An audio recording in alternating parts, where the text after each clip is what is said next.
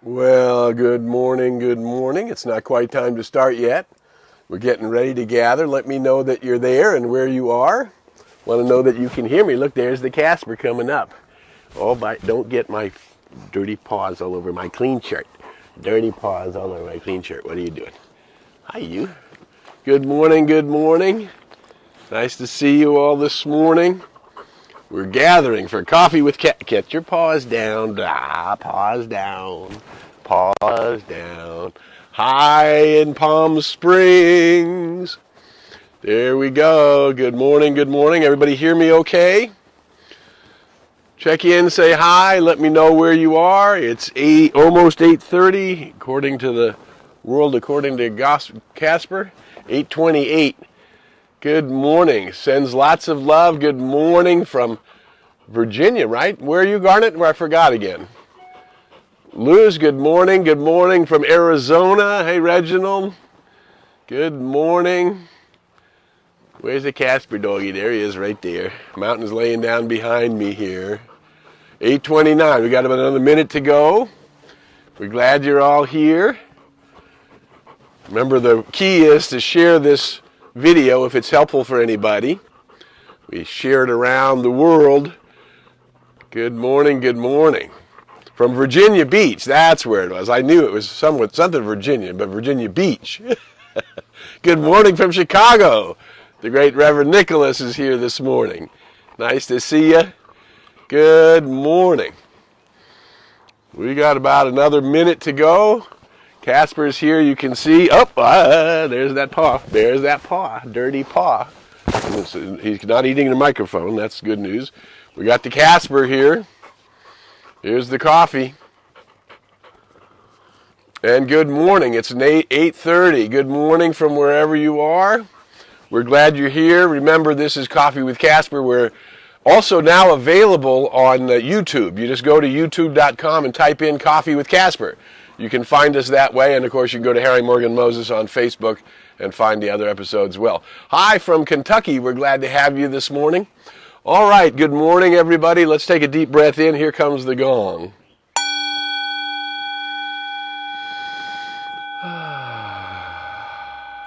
Another deep breath. Remind yourself you're breathing in God's pure source oxygen. Healing, renewing, revitalizing. Now is the time. And we're giving ourselves this 20 minutes just to be together and to look for inspiration, that which will set us off creatively so that we can move in the direction of that inspiration that's moving in us and as us and through us.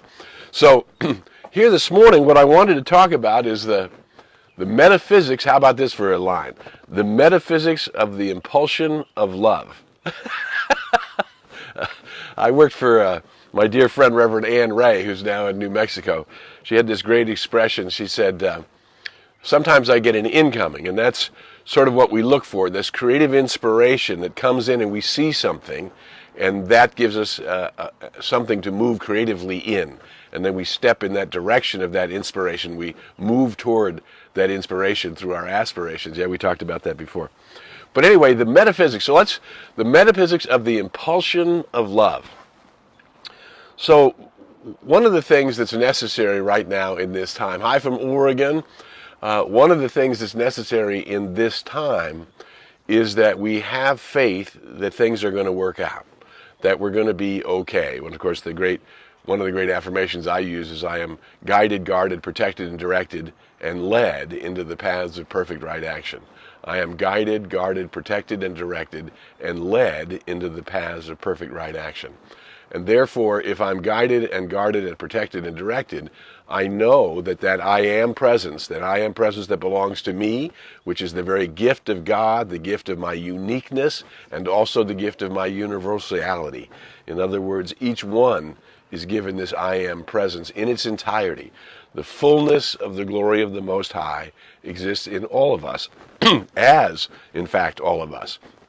So we have this I am self, this I am which is born in the image and likeness of the One, and then we're incarnate in the human experience, the idea being to bring the personal self, that egoic self, and my high self into alignment, so that I'm literally walking in the presence of this divine light, this divine I am, which heals and uplifts and inspires and restores and revitalizes. And that way we're not stuck on the conditions of the world. What happens is, when we go out into the conditions of the world, we're in the land of effect. As Jesus said, things that are made are not made of things which do appear. In other words, things that we see are not made of things that we see. All things are emerging from consciousness. Consciousness starts with what I'm thinking about, and then what I don't know that I'm thinking about, which would be in my subconscious mind, and then the sum total of those things comes out as my actual belief, what I'm actually believing about life.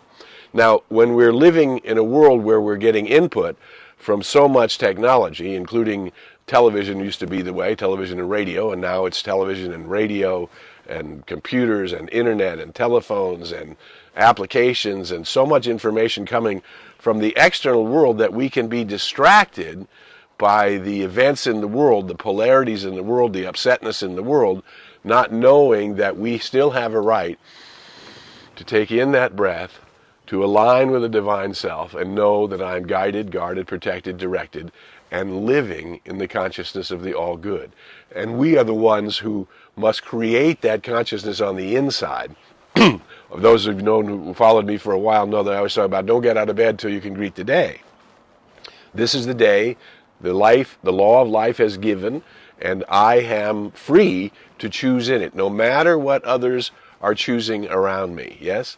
So the metaphysics is very simple. We will remind ourselves. Meta simply means in front of, along with, or beside. So we're talking about metaphysical. We're talking about that which is in front of, that which is physical, that which is in front of, along with, or besides. We are living in a metaphysical universe. I look like I'm a physical being, but I'm emerging from a meta, something that's along with and up front before.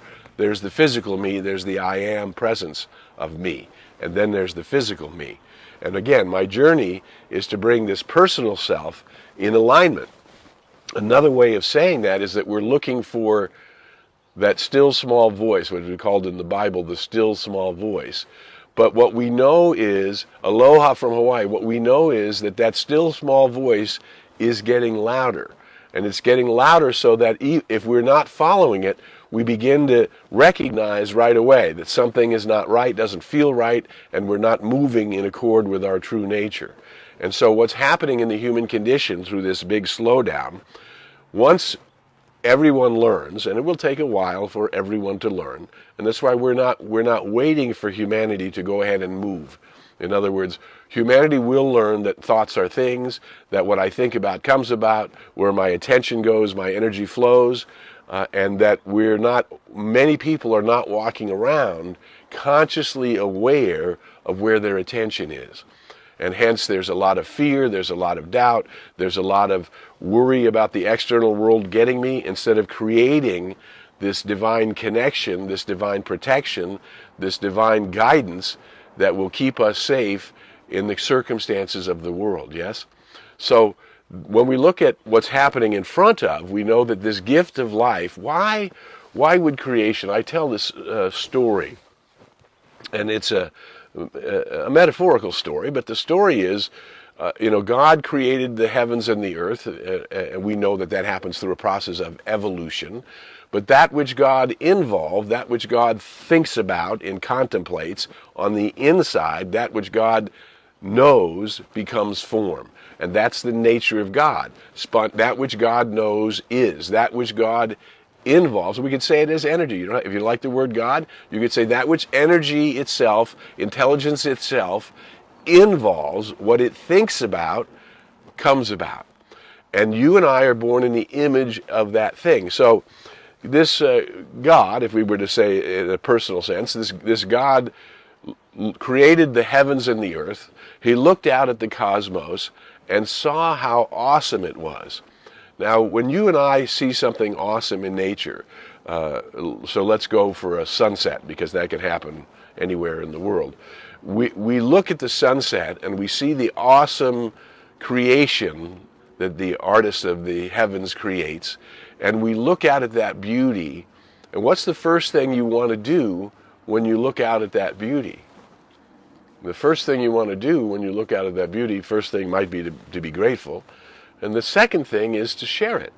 Wow, you want to look to your mate, to your partner, to your friend who's ever with you vibrating in that beautiful moment, and you want to go, wow, together. You want to see it as an awesome thing together. Well, in the beginning, God created the heavens and the earth, and then God looks upon its creation, and there's only God. There's no individualization of God. There's just God in everything. And therefore, God, or energy, had no one to share the glory of its own being with. And the moment that happened, God gave birth to the self-conscious being. God, that which is the I am itself, can think and think about what it thinks about. And the only creature on earth that we know that can do that is a human being. A human being, a self-conscious being, can think and think about what it thinks about, yes?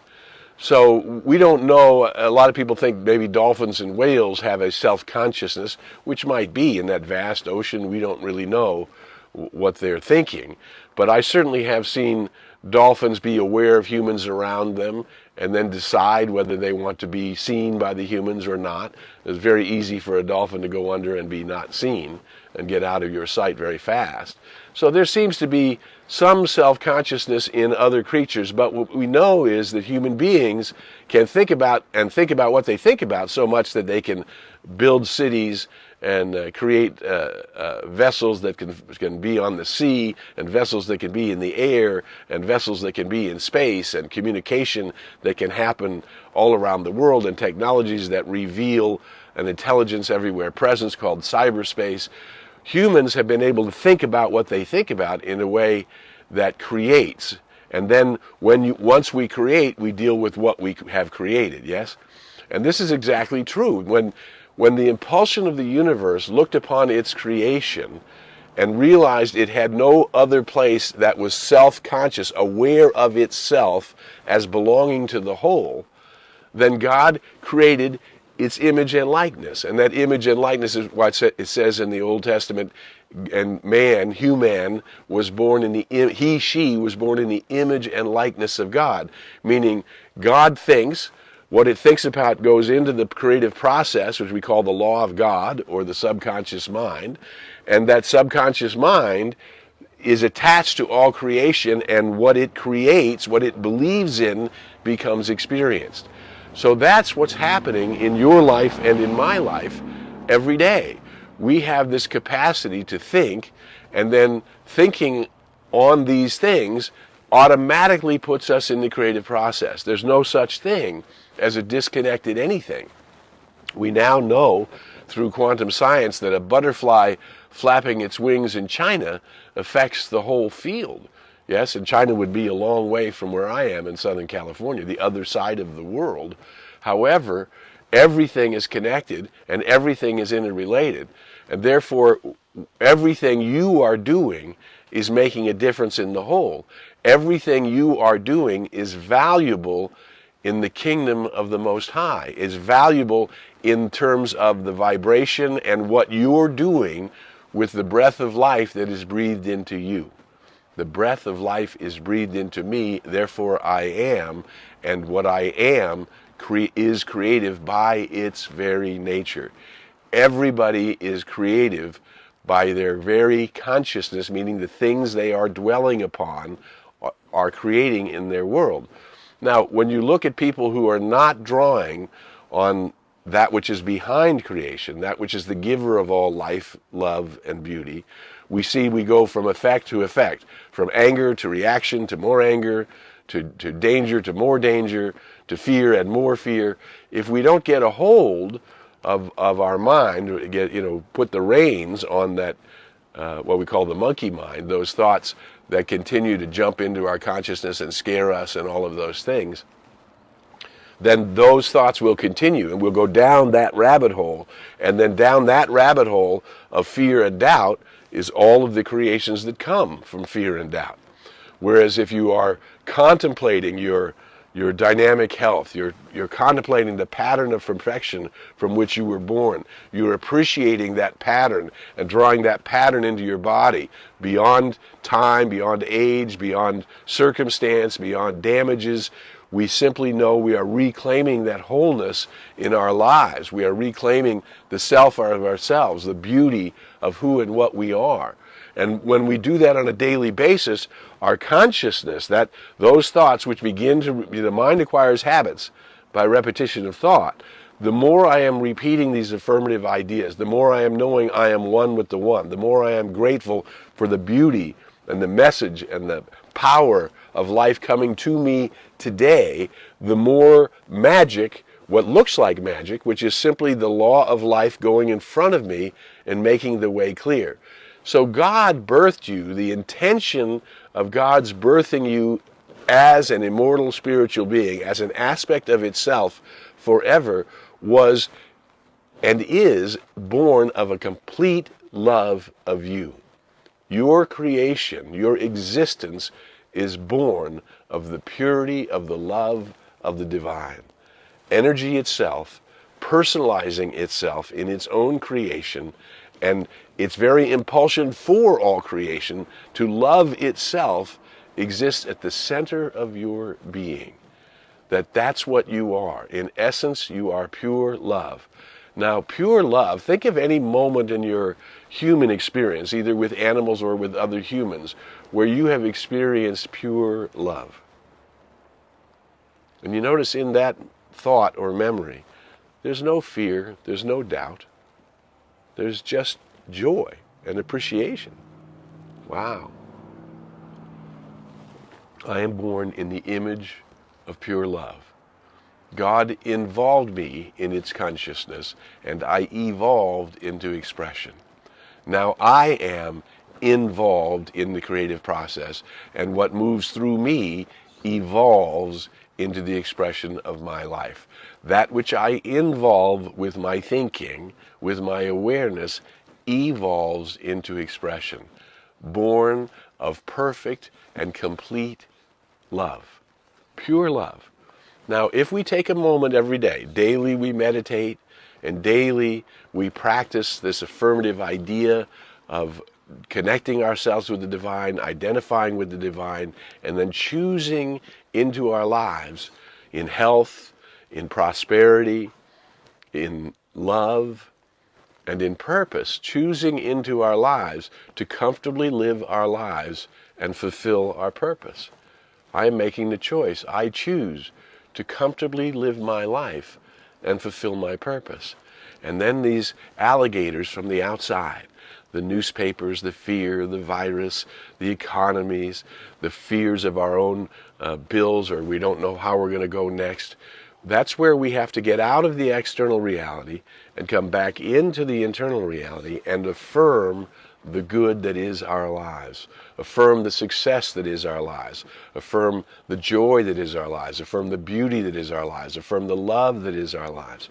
Separate from the events in the world, I am an immortal spiritual being, free to choose into my experience that which brings more light, more love, more joy, more wisdom, more peace, more belonging, and therefore a sense of comfort and safety and a sense of victory through the storms. Whatever the storms are, we wake up on the other side of the storm and we see that we have made it to the other side. That's where the other side exists. On the other side of the storm, there is the new day, there is the new dawn, there is the new possibility. So humanity is in a storm. We're calling this storm a global storm. It's a storm everywhere present and equally distributed on the planet right now. And that which separates us out of being tormented by the storm, of being knocked down by the storm, is our conscious awareness of our eternal reality and bringing that perfect love in which we were created, that perfect love that brought us into form, no matter who our parents were or how we got here. Perfect love was the impulsion of that idea, and that idea has me here now in perfect love. The impulsion of the universe is love. That which God involves, evolves. God has involved you as a permanent and eternal aspect of itself out of complete love and left you free to discover yourself and to use the creative power of your creativity and your connectedness to life, which automatically moves through you and creates form. The sum total of everything I've ever thought, said, done, or felt is creating my experience. And I have control of what I am thinking and feeling and doing and expressing on a daily basis. And if I've been expressing out of control, today's the day. I partner with the I am that I am, the gift of creation that I am, and allow that gift of creation to move through me in a new and more powerful and dynamic way than it ever has before. That which I am involving in my consciousness, in my conscious awareness, and dwelling upon, the good that I dwell upon attracts that good, creates that good and more good can be multiplied because the universe itself is infinite. There is no limit to the good. And therefore, there's no limit to the good that you can have or I can have, but we have to build the consciousness, the chalice that makes room for that good and allows it to come into our experience in a new way. Yes? So taking a deep breath, letting that breath flow into your heart center, and simply claiming good and more good. I am the light. The light is with me. The light is guiding me into perfect right action. One step at a time, one day at a time, I am living and expressing my divinity and fulfilling my purpose, not only now, but in eternality. Purpose being fulfilled now and forever. From this step to the next step to the next step, I am walking in life, comfortably living my life, fulfilling my purpose. I choose to comfortably live my life and fulfill my purpose. It is your divine birthright. I know that that's what you're doing. I know that you're sharing this video wherever it brings inspiration, wherever it can do good, and we're sending out, and through our being together in Coffee with Casper, we are sending out into the world a vibration of belonging, and a vibration of appreciation, and a vibration of inclusion. Everybody is welcome in my house. There's room in my house for all. This is the truth of who and what you are. It's been my joy to share with you in this morning. I'll be back with you next week. Casper will be back with you next week, and we'll share some coffee and some ideas. Whether the coffee is a tea or an herb drink or whatever your version of waking up and greeting the day might be. Make it a great and wonderful week. We'll see you next week on Coffee with Casper.